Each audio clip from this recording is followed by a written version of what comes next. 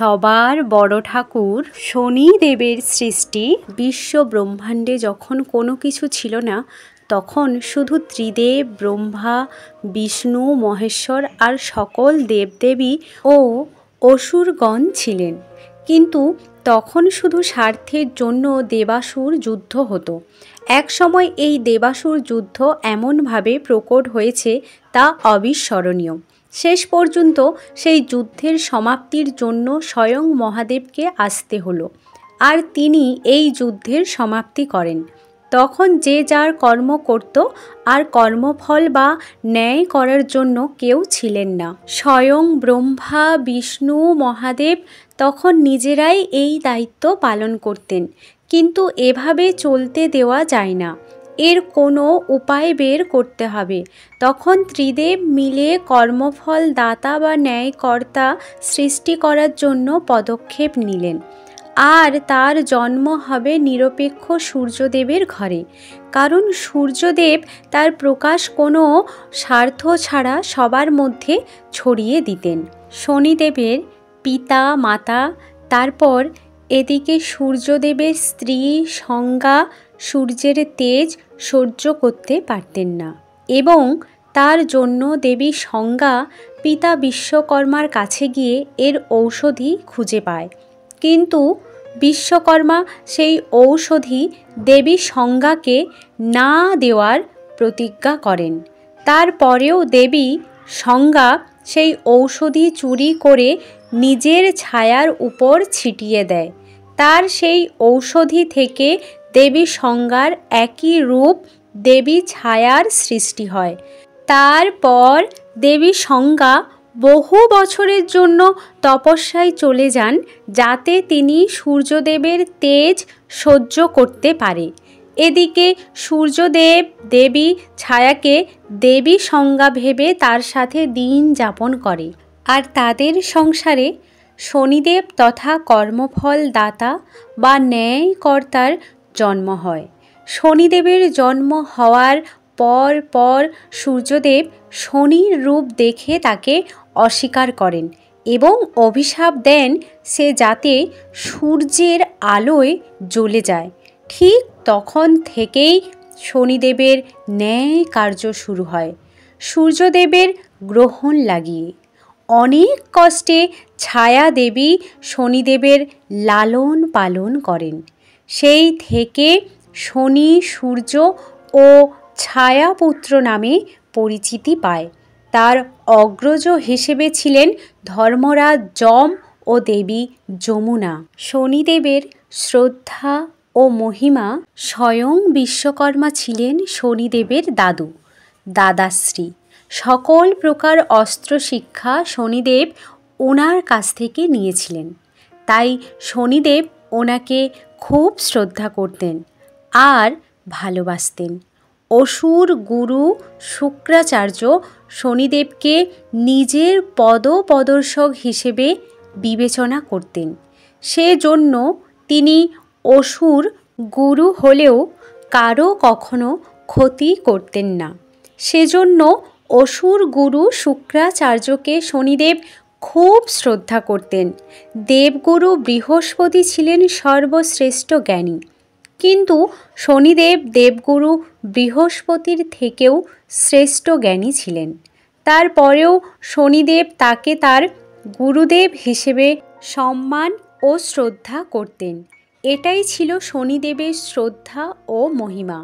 শনিদেব অষ্টসিদ্ধি শিক্ষালাভ করার পরেও তার কাছে কোনো অহংকার ছিল না। তিনি সব সময় নিরপেক্ষ চিন্তাধারা নিয়ে কাজ করতেন।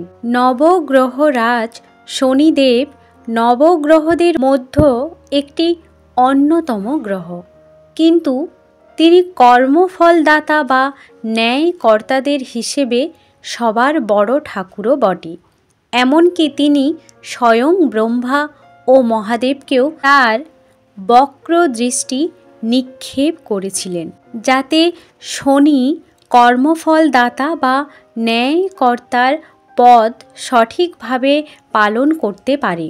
তাছাড়া চন্দ্রদেব, দেবী সংজ্ঞা, ইন্দ্র, রাবণ, দেবী যমুনা ইত্যাদি অনেক দেবদেবী শনির বক্রদৃষ্টি থেকে রেহাই পায়নি। তবে দেবী যমুনার আত্মা পবিত্র ছিল বলে তার উপর কোনো প্রভাব পড়েনি। সেজন্য শনির বক্রদৃষ্টিতে যারা ভালো কাজ করে তাদের কোনো কিছুই হয় না। শনিদেবের পরা শক্তি ছিলেন নীলিমা। সেই নীলিমাকেও সুকৌশলে তার শক্তিতে যুক্ত করেন। তাতে শনিদেব আরও কঠোর ও শক্তিশালী হয়ে ওঠেন। তাই শনিদেবের নামে যারা নীলিমা পাথর ব্যবহার করে তাদের অনেক রকম বিপদ থেকে রক্ষা হয়। শনি খুব রাগী দেবতা হিসেবে পরিচিত। সেজন্য তিনি অনেকের কাছে অপ্রিয় ছিলেন এবং কর্মফল দিতে গিয়ে অনেকের রোষানলেও পড়তে হয়। কিন্তু তবুও তিনি তার ন্যায়ের পদে অটুট ছিলেন। অনেকে মনে করেন শনির বক্রদৃষ্টি খুব খারাপ, আর যে তার বক্রদৃষ্টির ফাঁদে পড়ে সেই ধ্বংস হয়ে যায়। বলতে গেলে শনির বক্রদৃষ্টি খারাপ নয়। যে ব্যক্তি ভালো কাজ করে শনির বক্রদৃষ্টি তার কোনো ক্ষতি করে না, আর যে ব্যক্তি খারাপ কাজ করে শনির বক্রদৃষ্টি তার ক্ষতি করে আর সেই ব্যক্তিকে সঠিক পথে নিয়ে আসে। শনিদেব ন্যায় কর্মের জন্য অনেকের কাছে তিনি ভয়ঙ্কর দেবতা। যারা তার সঠিক পথ চিনতে পেরেছে তারা কখনো অন্যায় পথে যায় না। শনিদেবকে অন্যদিকে মহাদেবের আর এক রূপ বলেও বিবেচনা করা হয়, আর সেজন্য যুগে যুগে শনিদেবের পূজা করা হয়। শনিদেব নির্লিপ্ত ও সন্ন্যাসী। শনিদেব সব কিছু থেকে নির্লিপ্ত ও সন্ন্যাসী ছিলেন, কিন্তু বিভিন্ন কারণবশত তাকে বিবাহ করতে হয়। শনিদেবের স্ত্রীর নাম দেবী ধামিনী। তিনি ছিলেন গন্ধর্ব কন্যা, অতি সুন্দর এবং মনোমুগ্ধকর নারী। কিন্তু বিবাহের দ্বিতীয় দিনে শনিদেব তার স্ত্রী ধামিনীর দিকে না তাকালে ধামিনী তাকে অভিশাপ প্রদান করে। এ এক এমন অভিশাপ ছিল যা অতি ভয়ঙ্কর। তার অভিশাপ ছিল, তুমি যখন আজকের এই সময় আমার দিকে তাকাওনি তাহলে আর কারো দিকে তাকালে তার সর্বনাশ হয়ে যাবে।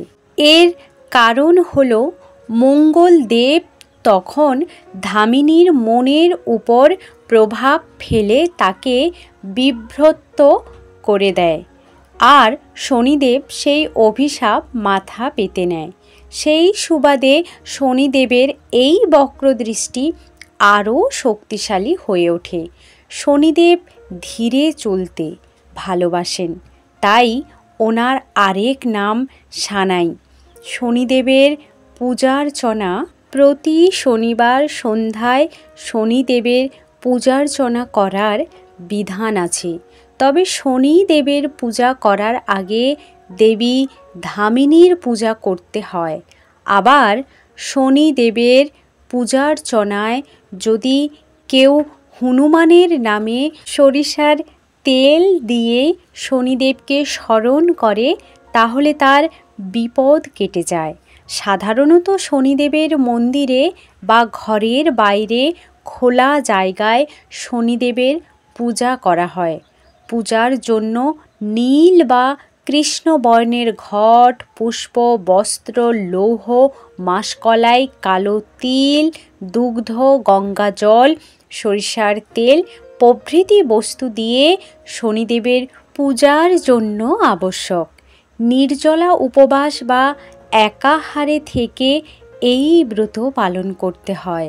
জয় শনিদেবের জয়। ভিডিওটিতে এতক্ষণ জুড়ে থাকায় আমার সকল সম্মানীয় দর্শক শ্রোতা বন্ধুদের জানাই আন্তরিক ধন্যবাদ। সকলে ভালো থাকবেন, সুস্থ থাকবেন এবং সাথে থাকবেন। হরে কৃষ্ণ, রাধে রাধে।